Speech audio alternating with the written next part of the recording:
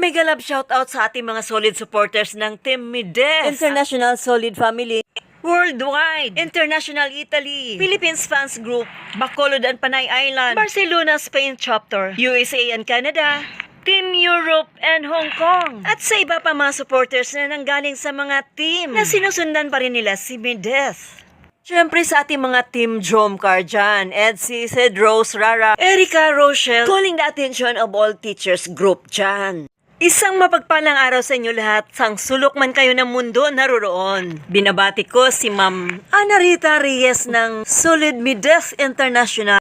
And please, pakifollow na lang yung YouTube channel niya. At syempre, Laguna, Cotabato, Cebu, Southern Leyte o Tacloban, and Saudi. Isang mapagpalang araw sa inyo lahat. Oops! Ito na sila. Ang ating official reactionist ng Team Mides na pinangungunahan ni Boss MG, si Marinduking Gala, PW Rams, Miko Lopez, My Vlogs, at ang inyong lingkod, Egypta TV. Maraming salamat sa inyo lahat. Sana suportahan nyo kami. At sana sa mga viewers, huwag sana kayong maligaw ng landas.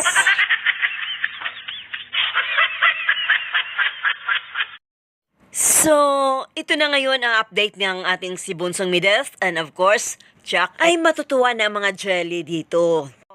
At hindi na magsiselos dahil meron na siyang kapartner. Okay na? Mga jelly, safe na ba kayo? Sa inyong Fafa. Kaya wag nyo na kaming gistorbuhin dito, okay? Baka mamaya may marinig pa ako sa inyo, ha? Lagot kayo niyan.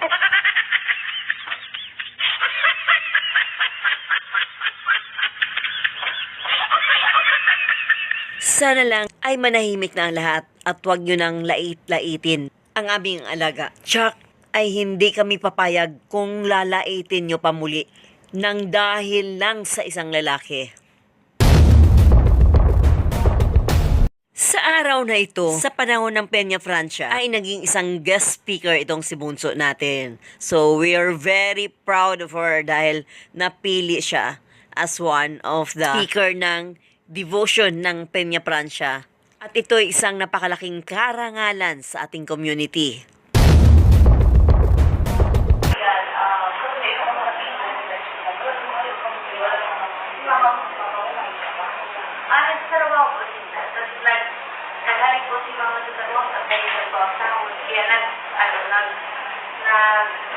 Research na lang po siya naman sa lalagyan.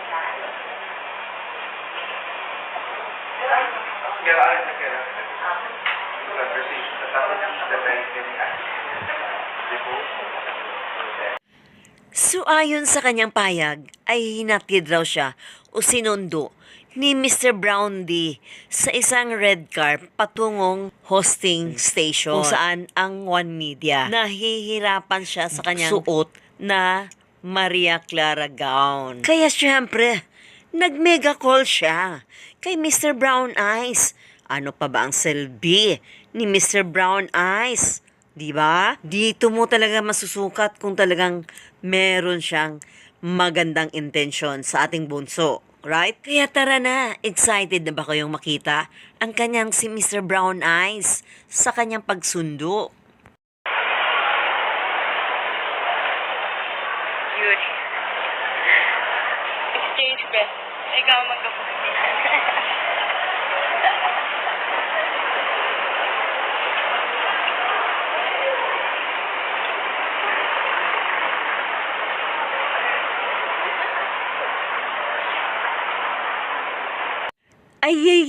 Ayayay! Napaka-excited naman at napaka-thrilling.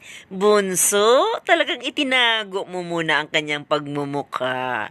Lagot ka. Nalalapit na ang araw sa kanyang revelation. Kailan pa kaya yon? Sa United Nation pa ba?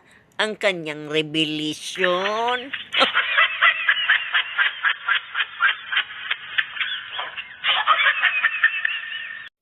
Nako. Tsak, maraming nag-iintay ang mga marites dyan sa tabi-tabi.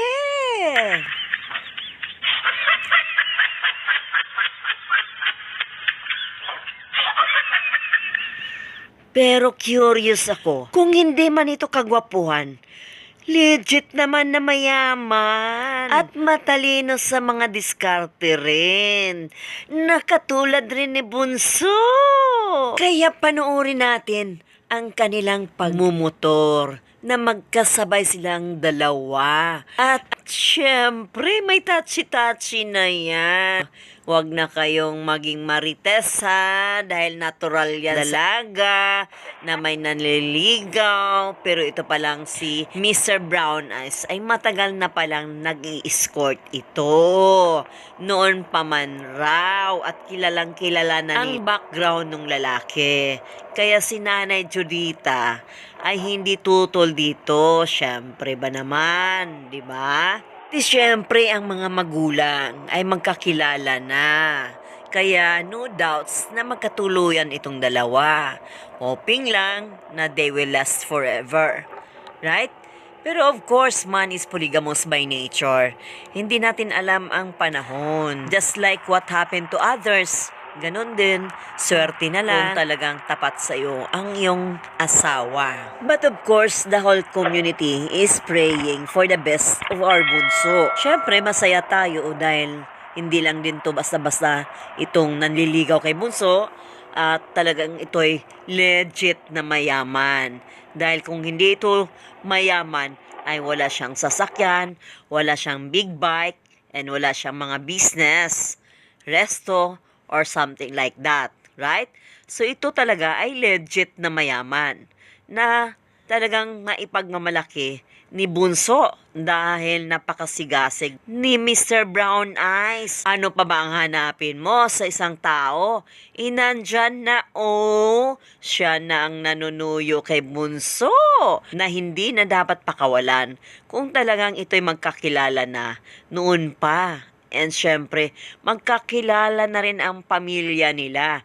At butong-buto ang magulang ni Bunso dito at ang magulang ng lalaki. So, nagustuhan talaga nila itong si Mideth dahil napakamadiskarte. Ano pa bang hanapin ng isang babae dito kay Mr. Brown Eyes? At dito, ni-reveal pa ni Bunso na sinubuan siya ng ice cream ni lalaki. Ang sweet naman. Kaya sa mga mainggit dyan, mga martis dyan, lakihan nyo na lang yung mga mata nyo. Aroy, aroy, aroy, aroy, aroy, aroy. Ang mga kalaban dyan. Aroy, aroy, aroy. Ang mga marites. Ano na? Wala na. Malapit na yung revelation talaga. Kaya, so sweet naman. May papahid-pahid pa. My God! Ano yan? Sa mga single ladies dyan. Nabuhay ang inyong dugo, ano? Ayan.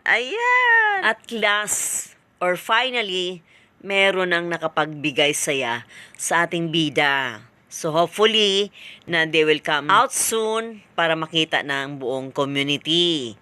And, syempre, hindi naman lahat perfecto siguro. We are hoping lang na he is true to our baby Mideth, right? At sino dyan ang hindi nakapag-move on kagabi o hindi nakatulog sa pagnilay-nilay sa kaswitan ng dalawa? I'm sure meron dyang nagmumuni-muni na. So, aabangan natin ang paglabas ni Mr. Brown Eyes. At dito guys, panoorin natin kung gaano katalino ang inyong mga chikiting dahil naisahan nila ang kanilang guro. Sir, pwede po ba magtanong? Sige, ano yun? What is correct? You is go or you may go? Kung ano yung tama, you is go or you may go? Siyempre, you may go.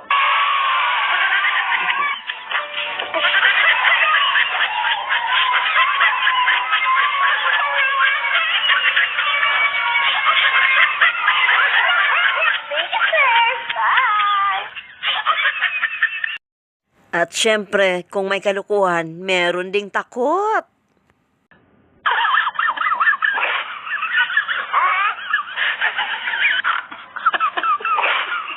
Ano?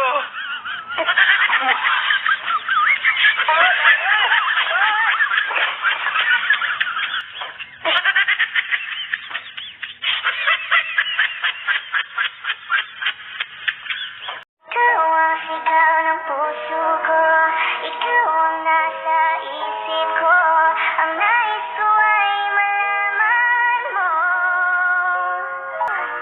Dahil ikaw ang sigaw ng puso ko, ikaw ang nasa isip ko, ang nais ko ay malaman mo.